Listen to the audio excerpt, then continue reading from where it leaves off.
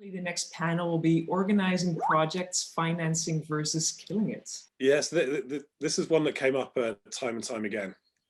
A topic that had been, how do you do it? So we were trying to get some tips from the insider. So let's give everyone a moment to roll on, and we can kick off. So thanks very much. Nice to see you guys all together in one. We've had different calls, I guess.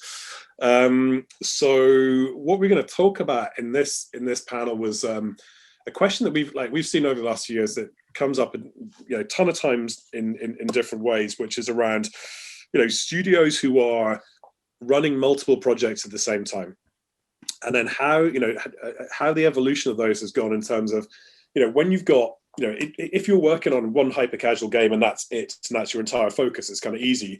When you start to to branch out and you're running multiple projects at different times, then how do you, from a from a sort of commercial, from an emotional point of view, how do you manage time? How do you manage making these things work across multiple multiple instances, and how do you track and so on as well? So arguably a slightly gritty topic, but we figured that there was probably a lot of tales from the trenches that could be potentially really helpful to our audience, just in terms of how stuff works on the ground. Hopefully some insights that people can take away. So maybe we can just do like a really sort of rapid fire round of intros just to kick off, and then we can get into the weeds a little bit more. Markus, do you want to kick us off? Sure. Hey everyone, I'm Markus Vahtola from Fingersoft. My position at Fingersoft is the CFO, and Fingersoft is best known for the hill climb racing mobile game. Everyone, Christian Calderon, CEO at Gamejam, previously executive at Ketchup, Dots, and Kixeye. We're a mobile games developer, and we also have a Gamejam platform on gamejam.com where you can participate in game jams. Cool. I'm Chris Natsuume. I run Boomzap. We've been around since 2005, so however long that is. I've been making games since '91. We're a small independent developer in Southeast Asia, and we do mobile and PC and a bunch of different kind of games. I think we've shipped to date something like 50 some odd games, so something like that. Cool. So maybe for Christian first, how many different projects have you got on the go at any one time? And what's your sort of high level way of thinking from a with your kind of CEO hat on? How do you think about all the different things going on underneath from a sort of control and planning perspective?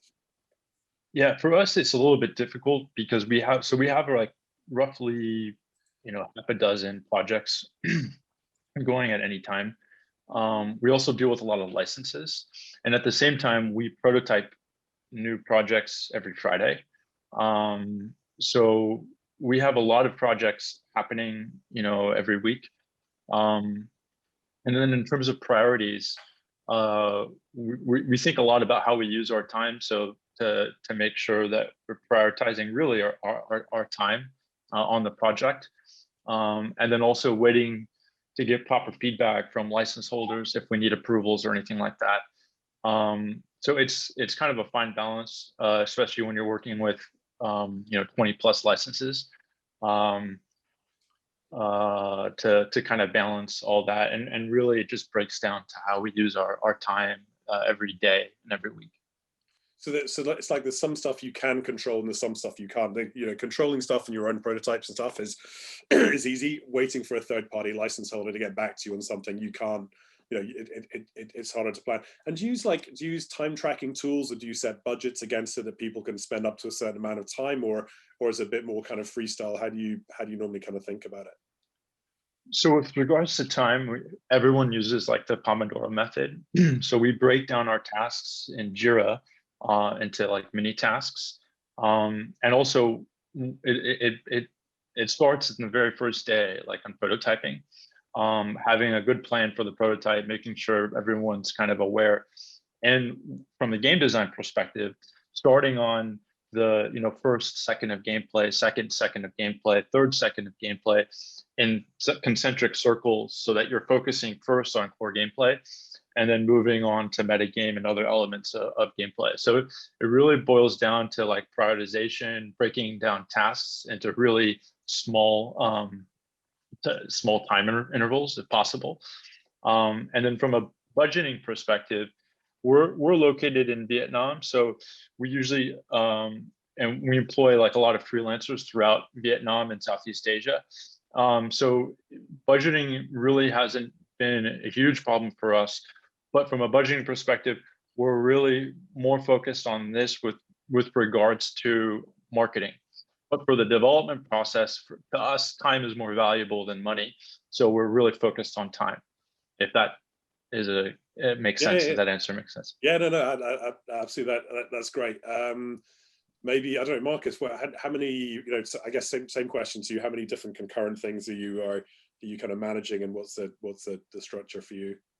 Yeah, well, of course, we have a couple of live games, 3 live games now, and also there's a lot of early concepts, and there's I would say like 6, I think, and then there are like 3 in the production phase.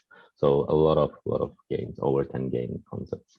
And how things work here at Fingersoft, basically like well, I would double the Christian's comment about the time, and that's actually where we give ownership to everybody. So everyone, we have possibility of taking a couple of weeks off to work on a game concept of yours. So it doesn't mean that it's taken off, but basically like you're just going to dedicate your hours and on that project, and how you're going to spread those 2 weeks on the year is up to you and your team lead. So you're going to of course discuss about that with your team lead, like if you have a really great concept, that could you take a week off, for example, to just crunch it with a friend, and in that time you would be out of your team for that time. But initially, like how concepts are born, of course sometimes we have every month, we have monthly demo days basically. So sometimes there's a team and sometimes they are without team, and it's free form, so you can decide anything what you want to work on. And usually it's like a tinkering with your ideas. You can do a technical demo or something else, or try out new things. Let's say that you're a coder but you want to try out 3D, you can do that on those days as well. And that's also basically a time investment that we just focus on the learning side. On budgeting side, we, as I mentioned on the previous talk, we actually have an education budget for every employee, and it's the same across the whole company, and so everybody can spend it in the best way they see fit. So they can buy, for example, assets to study and so forth from Unity Asset Store if they choose to use Unity, for example, for their demo or something. And once things get heated up, let's say that there's a demo day and you create a really inspiring concept. That inspiring concept then, of course, might get some traction. People get into it. They might ask you like, hey, next time, could we maybe arrange a workshop around this idea and work on it 3 days? And then there's actually a team around it, like 3 people, let's say. And depending on that, if that ends fares well, you can go to we have this, we could say that it's a funnel team, in the sense that we have the creative director in charge of the funnel team. So you would then go discuss with the creative director who has a budget for his funnel team to say, let's say like it's up to 100K concept, that, hey, this is looking really promising concept. We would definitely want to see where we can take it, how's the money stuff. And then you would maybe get an allocation of 100K for that to take the next steps. You would have basically approval then from us, the leadership team, about founding a project. You would do a quick project, and depending on the metrics and the soft launch, you would then, depending on the potential of the whole project, get then a budget for the whole project. And then there's just depending how the project is structured, if you need to recruit new people or are you gonna handle some outsourcing or how it does. And each project is unique in that way. So the budgeting in there is kind of sky's the limit. So, Of course, yeah. So it sounds like you've sort of like you built the concept of budgeting, and everyone's got it's a currency. So and everyone's kind of empowered to an extent to say, how am I going to use my, how am I going to use my currency, my time, and do that? And you got almost like a framework for planned creativity as well. So instead of just like down a rabbit hole of like, this is a project I'm working on, you have time to come up for air, work on different things, the prototype aspects and so on as well. So that's presumably been crafted over a number of years, right? These things just don't. Yeah, it's actually it's spread out across 2 years, so it's reset every 2 years. So you get fresh budget. So let's say that well, pandemic was last year, and you didn't spend any of your budget from last year. It's all available to be used on this year, and some people use it also for example, a study trip. Let's say that you want to go to GDC, so you can go there and get the information, do some networking, have some fun, and learn very valuable skills. And you use your education budget in that way, that even though in your position might be that you don't really need to be at GDC, but working at the games, and there's definitely a clear connection that why would you want to be there, and if you want to use your education budget, you would do that trip every 2 years, for example. Right. Provided it's happening, right? Yeah. Now it's virtual, so cool. Yeah. And then Chris, how are you sort of set up and structured, and how do you think about these things? Sure. I mean, I'd start by saying, I think these questions, you have to kind of take into account what kind of games are being made, right? So we don't do hyper casual games. We do mostly PC downloadable games, things that show up on Steam, things that show up on Big Fish Games, that are sort of larger, games that have a lot more assets and those sort of things in them than your average hyper casual game does. So our structure is going to be a little different. I'll also add that we're an entirely virtual studio and have been for the last 16 years. So we don't have a physical office anywhere. So we have people all over Southeast Asia and Malaysia and the Philippines, et cetera. So our structure is kind of based around supporting that. In terms of what kind of projects do we do and how do we structure those projects, I've always seen it as trying to put together what I call a portfolio of risk. We've never actually had any investment at all. We started the company with about $3,000, and we've built entirely through revenue. We've never taken investment. We're still 100% founder owned. And part of the way we did that was by working with publishers on work for hire type projects and working on co-development deals. But the problem is, obviously, if you take too many work for hire projects and co-development deals, you don't actually develop any IP that you own. And that's problematic as well, right?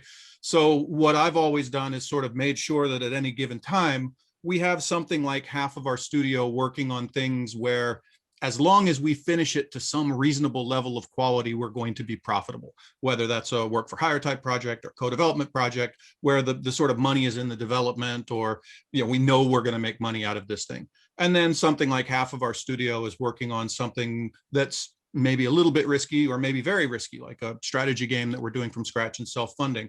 That's kept us from having to have massive layoffs. And we're an old studio. I think a lot of studios at our age, they have either had some phenomenal level of success that brought them a lot of money, or they've shut down. We've actually not done either one of those things. We've had a string of reasonable successes that have made us a reasonable amount of money, and we've managed to carry a studio on without any outside financing for 15 years, which is a very strange thing for game studios to do. That's not normal. And that's been very much a product of that risk portfolio and making sure that when we're making bets on things that we're funding ourselves with our own profits, that's sort of backed by, hey, I've got another team over here that's working on something that we know is going to be profitable as long as we sort of finish it. So that's sort of how we work. In terms of how many projects we have going on at any time, usually something like 4 or 5. We have about 5 going on right now.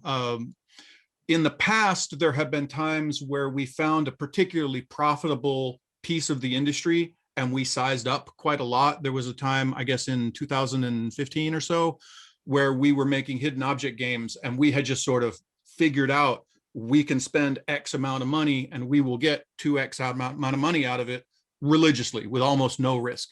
And in that situation, yeah, you size up and you bring a lot of people in and you build as much X as you can, because, you know, why wouldn't you want to double your money? That's a good way to run a business. We do that through a mix of internal team and external team. We used to have more internal team, but over time we have shifted more and more to sort of a large team of outside, particularly art contractors, art and animation contractors, and then an internal team, which is largely designers, programmers, testers, and technical artists. So that way we've sort of got the people in the team that are working full-time for us that can put all the bits together and kind of structure the thing. And then whenever we start needing assets, we can reach out and say, here's this pool of people who we work with pretty regularly that we can go get these assets from. And that pool of people, they work for us almost 100% of their time, but you know, there are times when we don't have a whole lot of work and we say, you know, fine, go take some contract jobs somewhere else. But they know that we're sort of their primary contractor because we're always good for work whenever work comes in. So that's sort of the way we structure the studio. I don't think any of that in 2021 is particularly strange or groundbreaking. No, it sounds like people just sort of figured out which, I mean, I really like the portfolio approach to risk and that sort of, you know, longevity. There are very few people who could say, we've been around for that long, we've had no external investment. They've either flamed out or they've, you know, reborn or whatever it may be, or gone to do something else. Or they've had some enormous success and can self-fund, right? I mean, there's certainly those people who had their great big hit. And I would love to see, you know, my option would be, let's have a great big hit. I would have loved to have said that we did that, but the fact is we haven't. But we've had reasonably good hits, you know, games that made a couple $1 million, and you can keep a studio going for a while on a couple $1 million, but we haven't had the, you know, Supercell style or King.com style huge, massive success. But, you know, I feel a lot like this industry is, I mean, to be blunt, it's a lottery, right? And I would love to say that I know what's going to be successful or what's not going to be successful, but anyone who tells you that lies, right? What you're doing is you're going out and you're buying lottery tickets, but they're really expensive lottery tickets because the price of that lottery ticket is a good game that's well made, that has good gameplay, that's marketed well. That's just the price of admission, right? And once you've sort of bought that lottery ticket, you get to go play, and maybe you do great and maybe you don't. I haven't met anyone in the industry that I think can reliably tell you this lottery ticket is definitely going to win. So you kind of have to back your studio with the idea that maybe some of these lottery tickets will be, you know, small victories. Some of them are going to fail, but you do know that that lottery ticket is going to be expensive. And that's something you have to start with from the beginning. Yeah, even the, I guess the portfolio effect of even buying the lottery tickets, if you're buying enough of them, you know that some might give you a $10 back, some might give you 100, some might give you $1 million. So the game is you have to be around long enough to keep buying tickets, right? And so you have to figure out, how do I make sure that I'm still here 2 years from now, 4 years from now, even if I don't have that big success. Now, if you're VC funded, I think it's a very different equation, because VC funded companies are like, here's a big bunch of money, spend it really fast, buy a lot of lottery tickets, you know, or buy a lottery ticket that's got really, really good upside on it. And it's, you know, it's not your money. Go ahead, go do that thing. But in the case where you're still 100% founder owned, if I lose $50,000 on a game, that's a couple years of my kid's college, right? that hurts, that stings. So you think a little differently about the money when you're still 100% founder owned. Cool, interesting. The so one thing in terms of, and I'm sure everyone's got stories here, but in terms of I remember, like, we'd worked with people back in the past who'd literally spend sort of, you know, a year, 2 years making games, investing a lot of typically VC money into them, only to find out no one really wanted them. So trying to get sort of shorter outcomes there. So at one hand, you've got obviously hyper casual. You could make a game in a week and get it out there and see whatever. But you know, where you've got longer horizons. So how do you think about the or the sort of the emotional attachment versus the cold hard numbers? And where, you know, are there times that you've just thought you really believed in something, the numbers were telling you something else, and you trusted your gut, and either you were right at the end of it or you were wrong at the end of it, and how you kind of rolled any of those experiences back in? Christian, maybe for you. Yeah, for me. So with regards to spinning down projects, a couple things. We're not super affected by it. partly because we build our games modularly, so we can always reuse code and reuse assets. For us, when we spin down projects, it's mostly making sure that we talk to the key stakeholders that on the project to make sure that they're confident in the decision that we're making. Because for me, like, I'm more worried about like a strong developer getting upset that his baby is getting turned off. And that, you know, I want to make sure that that developer believes in the decision that we're making and that he agrees or she agrees with what we're doing. Again, because the way we've adjusted risk so much in the development process with the way we manage time, the projects we try to pursue, the types of projects we pursue, how we pursue them, that there's not a whole lot of risk in the development of the games that we do. And we've made tons of games. It's mostly like, I'm just mostly worried about the developer making the game. Like, I don't want them to be sad. I've seen developers cry because we've turned off a game because they were really sad about the game. They you know, hyper casual is like, you make a game in a week, but you're busting your ass, right? You're working really hard, and it takes a lot of your time, a lot of your energy, and I've had developers really sad and we turn off games. So mostly working with the developer and the team, making sure that they're confident in the decision that we're making. They see the metrics, they understand why, it's very clear, and they agree, they think it's a good thing for the company. So for me, that's like the biggest concern when turning off a game or shutting down a project.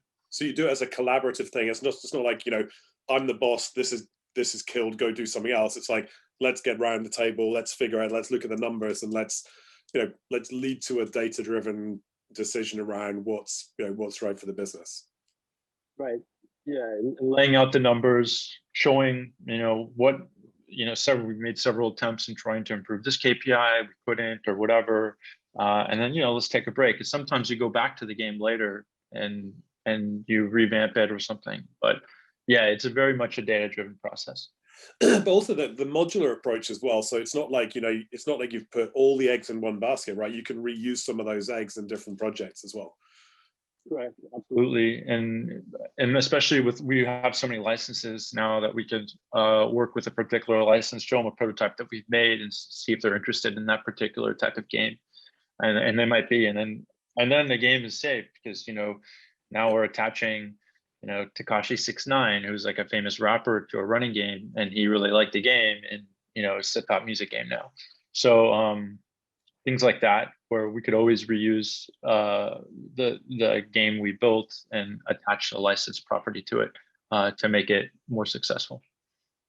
Interesting.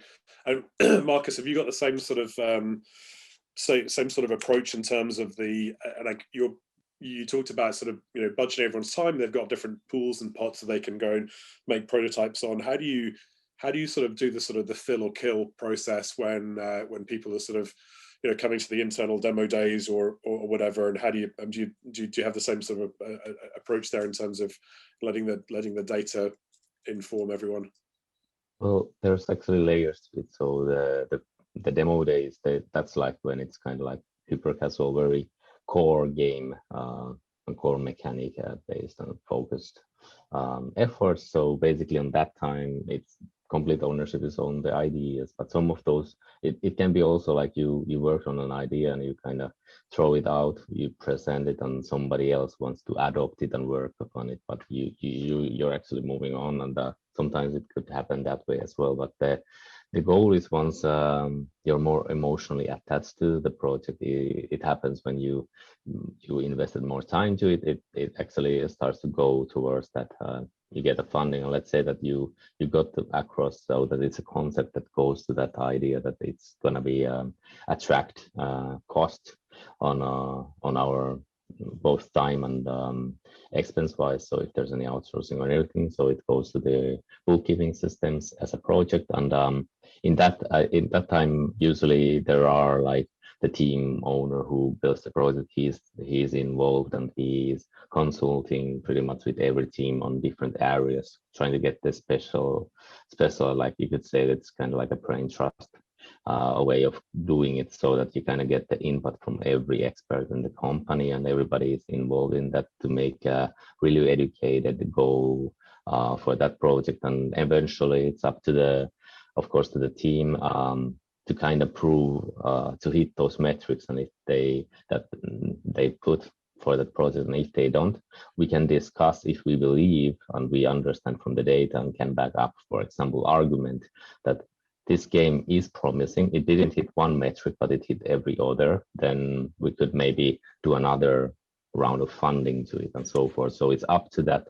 I would say kind of like the vision holder, the person who's the most driven and passionate and kind of like the founder of that idea. It's up for him to sell and kind of make a business case for the project, and then it can survive. But ultimately it's also like, if he doesn't believe in it, then nobody will, and then it's killed on very early on in that sense. And it's not something that we would think of as a negative thing, because we see it also like as Christian said, kind of the iterative, like you get this modular basis for new concepts and so forth. So we see this the whole process is kind of like, as I mentioned about the education budget, it's investing on the people. Every project, every demo they work on, it's making our employees much more savvy.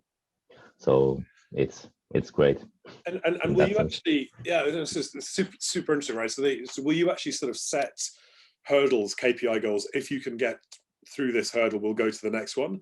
Obviously there's some wiggle room if some stuff's working, is not, and the owner really believes, then you've got some flexibility. But will you generally sort of set the goals for people to then deliver, or do they say, right, see how far you get with it, we'll review it, and then we'll take a call at that stage? So how sort of rigid are you in terms of the goal setting framework? It's basically from the team. So basically the team sets the goals and argues to us, and then the leadership team is also very flat. So basically there's just me and Ville and Jaakko, so three people on the leadership team, and below beneath is all the teams and team leads. So there's not much hierarchy in the company. So I would say that it's the team. Every team is kind of like their own business, and we are kind of the VC in that sense. So it's up to them actually to set up the metrics. But of course, we are, and our work is also to kind of question and see if we see something doesn't add up there, if there would be too low metrics, and we can say that, hey, this is not going to be able to scale up. This is a game that we will not be an organic miracle. We have to do paid UA, and the CPI is not there as you planned. It's actually much higher currently. So then we can pinpoint out those kind of things. But since we have this brain trust process actually on that side, so that people are already discussing when they are making the plans with people with the monetization side about the ad revenue. So they kind of, even if they haven't done a successful product before, if it's a team that does not have that luck yet to be involved, they can get that know-how and kind of get the realism to what to reach. So kind of the idea is to reach for the stars, but make realistic expectations and see what they can. Yeah, I guess because you've got, you can set your own metrics, whatever, and all of a sudden the acquisition costs just go completely haywire, then the whole project, could be in jeopardy, right? So unless you've got incredible organic traffic or cross promoted or whatever. So I guess it's hard. You've got these external factors that you have to kind of to factor in as well. But that's just life, I guess, in terms of how the industry works. And Chris, for you, like, have you had these sort of what's your best kind of battle story about sort of maybe emotional attachment on a particular project that everyone believed in that didn't deliver, or other way around? Have you got any? We've got both. We certainly have some of those. I think what I've learned over time, there's a great TV show called Comedians in Cars Getting Coffee, and Jerry Seinfeld runs this thing. And he was talking to Bill Burr once, and he was talking about Hollywood. And he was saying, the thing about Hollywood is it's not about movies. It's not about this. Hollywood is all about meetings, because no project is ever going to be as good as it was in the first meeting. Like when you first talk about your project, that's as good as it ever gets. And from then on, once it sort of hits reality, it's just going to gradually get worse and worse as you realize that this thing you thought was a good idea isn't a good idea, or this thing that you thought you could do, you can't do well. And the game is exactly the same, right? When you sit down with the team and you talk about this new game, oh, it's going to be like this, but we're going to have these characters. It all sounds great and everyone's really excited. From that point on, you really have sort of two things that you have to look at. One is the base dynamic of this game, is the core loop, I guess is the current terminology for it. Is the core loop itself fun? Is this game going to be fun to play? And that you can get to that even with a quite big, heavy game. You can get to the end of that question quite quickly, right? With some prototypes. But the other question, and this is one that I think gets missed out a lot, is what is the curb appeal of this game?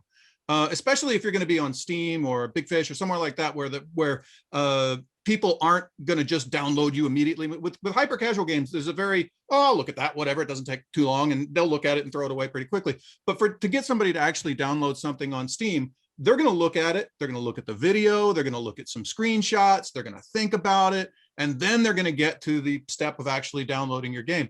And actually, you can test a lot of that without a game, right? You don't actually need a game to test most of that.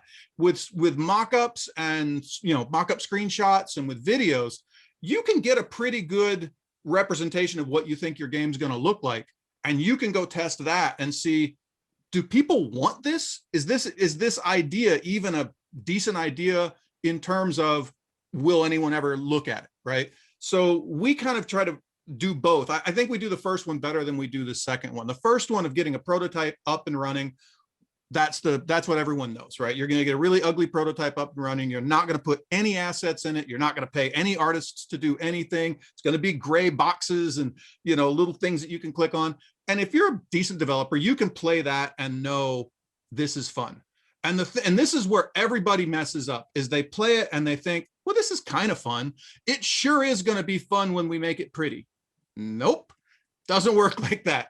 It will get no more fun whatsoever when you make it pretty. It will be exactly as fun as it is right now, probably a little bit less, because you're going to have to adjust it and kind of screw around with it to make your artwork the way you think it is. So it's never going to be any more fun than it is in gray box. So if it's not fun and everyone doesn't absolutely enjoy it, if you can't hand it to somebody and have them enjoy it in gray box, stop then. And every single time I have decided I'm going to push forward, this is not fun yet, but I'm sure once we add this one feature, or I'm sure once we add this bit of art, it's going to get fun. That has literally never worked for me, right? That's a great way to throw away money. So if you've got that core working and you've gone and sort of tested the curbside appeal, then you're in a position where you can go out and start throwing money into assets and throwing money into building your vertical slice.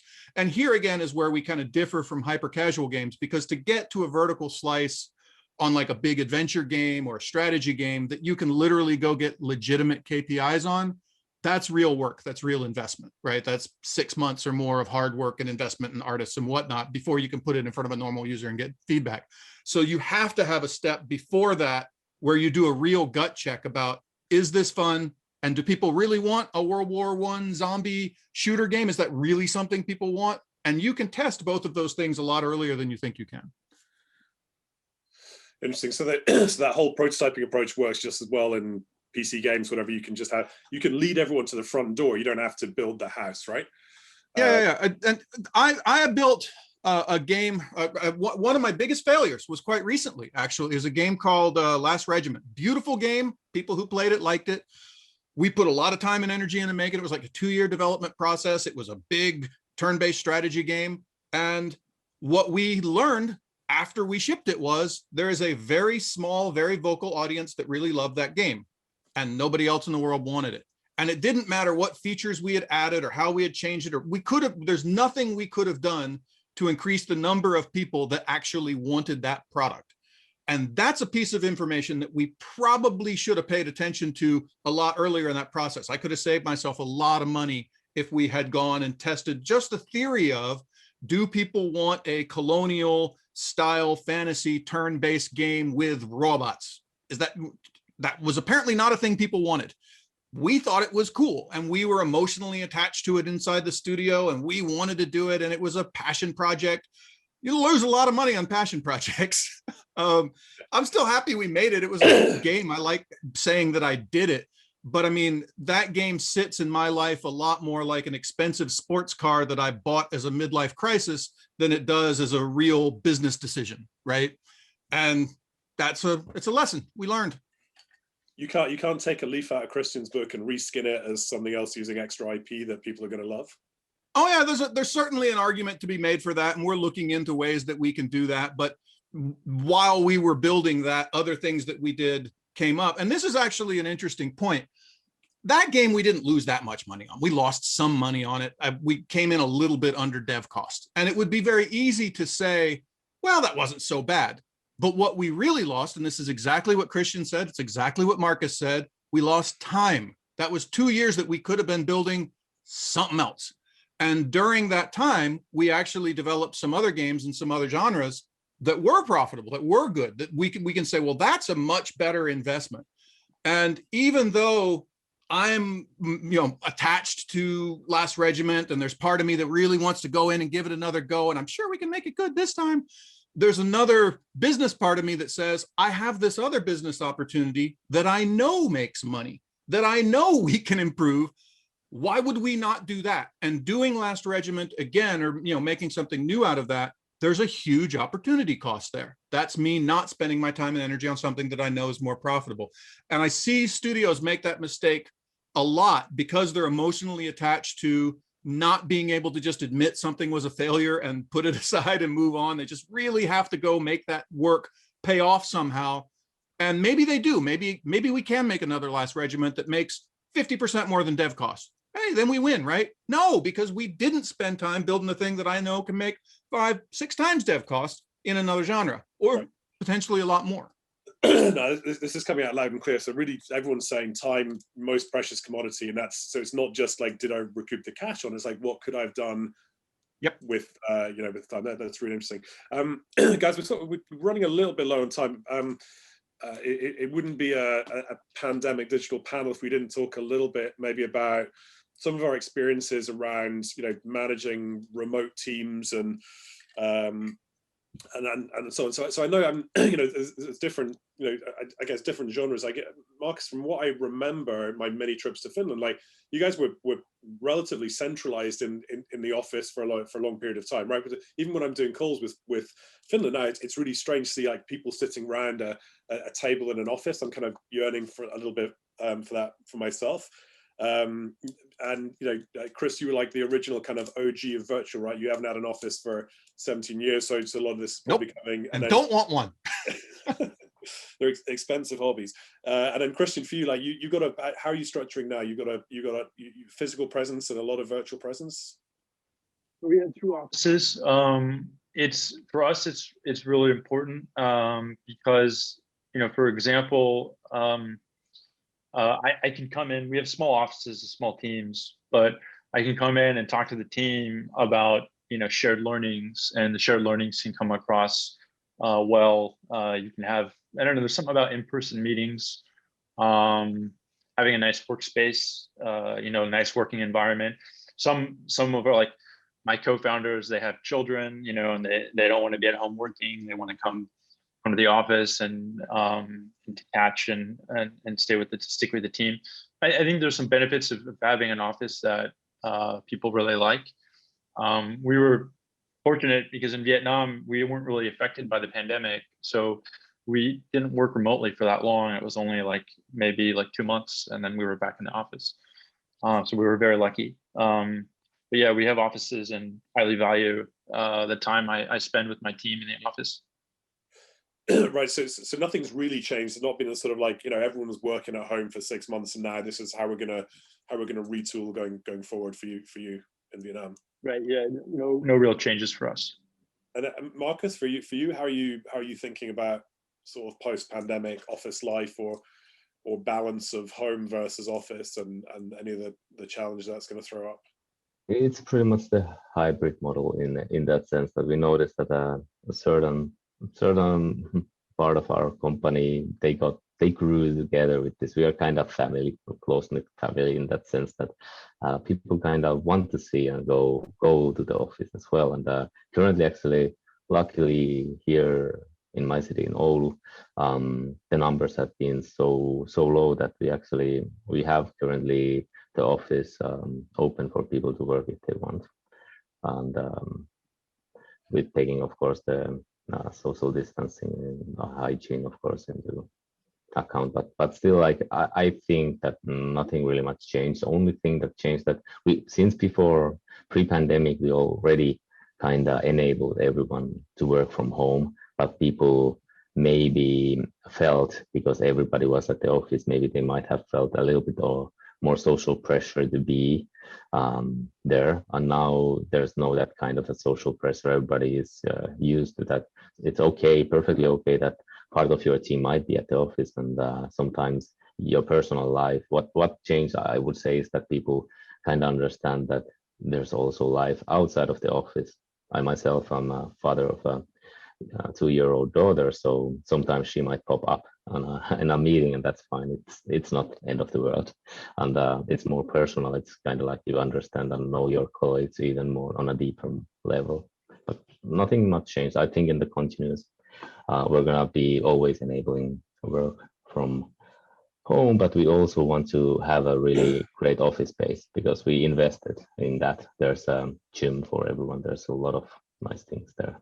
So people kind of, it's the best possible place to work if you don't have room, for example, because some people might be living in a space that doesn't have, for example, room for having your own home office set up, and then it's not so nice having all your monitors, and let's say you're an artist, dragging your drawing boards and everything there on a kitchen, for example. No, exactly. So I think for a lot of people, it's the having the office where people want to be physically present. Some stuff happens in an office that can't happen, or very difficult to happen kind of virtually, if you like, but giving people a reasonable amount of latitude. And I guess, Chris, for you, that's just, it's not an issue, right? It's just how you've structured everything and how you, the processes and stuff you built around it. I think part of it is, I said at the beginning of this pandemic that I worried what would happen, and this is pretty much what has happened, was that a lot of people would go home and try to work from home, and they would do it poorly and they would hate it. And at the end of the pandemic, they would be like, thank God I can finally go back to the office again. And the problem is that a lot of people who are working from home are trying to follow the same sort of processes and rules, and they're trying to duplicate the work at an office process at home. We never had a work in the office process from the very beginning of when we were just me and Alan starting the studio. I was in Seattle and he was in Singapore, and we worked virtually. And from that point on, we've always had no office. So we've had to develop our culture from the very ground up for the way that we work. And I think one of the biggest differences about the way that we work is not necessarily about space, but it's about time and how we expect people to use their time, how we expect meetings to work. One of the big differences that I see in our studio is we actually use recordings a lot. We use OBS and use recordings a lot because I don't know what's going on at, Jin's house back in Manila or Adrian's house in Kuala Lumpur. Maybe they're taking care of their kids. Maybe they're doing something. And a lot of people hit this wall and they say, oh, it was so hard for me to organize meetings. And our answer has always been, well, don't have the meeting, right? There's a lot of things a lot of information that you convey with, hey, look, I played through this game. Here's a 5-minute video of some of the stuff that I saw, and I point at the stuff, and here's what I did, and here's what I did not. And you can do a lot more sort of asymmetric temporal things like that. And once your studio sort of develops a knowledge that this is okay, and this is the way that we work, we don't have a lot of meetings. We still do. Every now and then you do need to get everybody in a call and talk to them.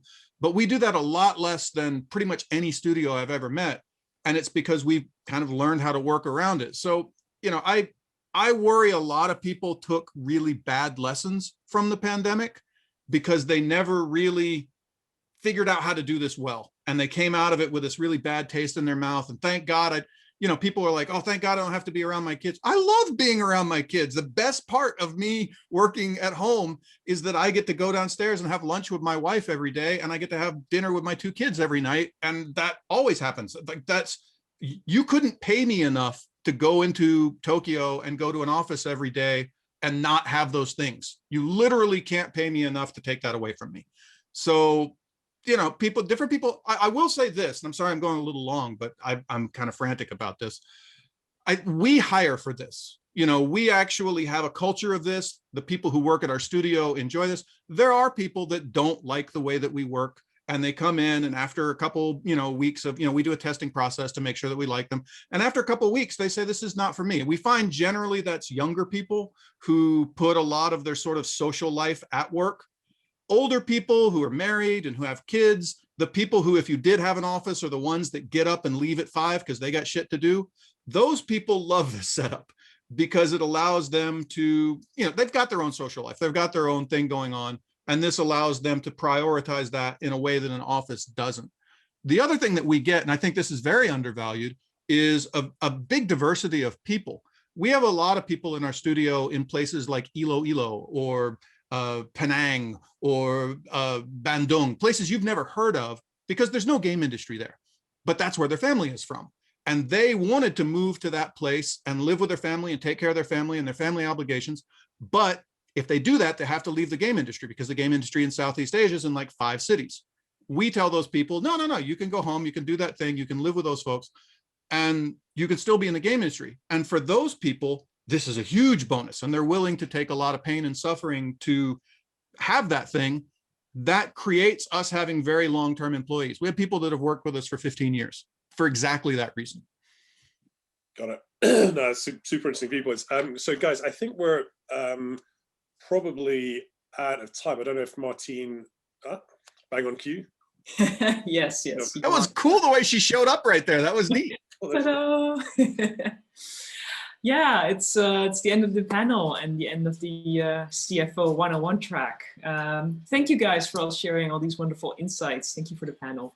Yeah, thanks guys. Super helpful and interesting, and sharing your insights. And thanks very much, Martine. Are there any questions came up, or are we? Well, we're a little bit over time, so we'll have to cut it. Yeah. Sorry. So thank you, Martin, also for sponsoring this CFO 101 track as Pollen VC. I believe we have a little message from Pollen that we'll be showing right now. Excellent. I'll stay tuned for that. Right. Thanks, guys.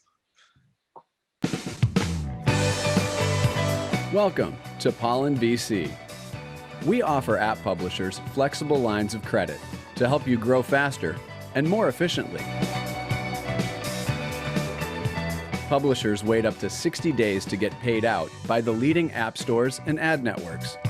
If you're looking to scale your business with paid user acquisition, waiting to get paid before you reinvest back into UA slows your pace of growth.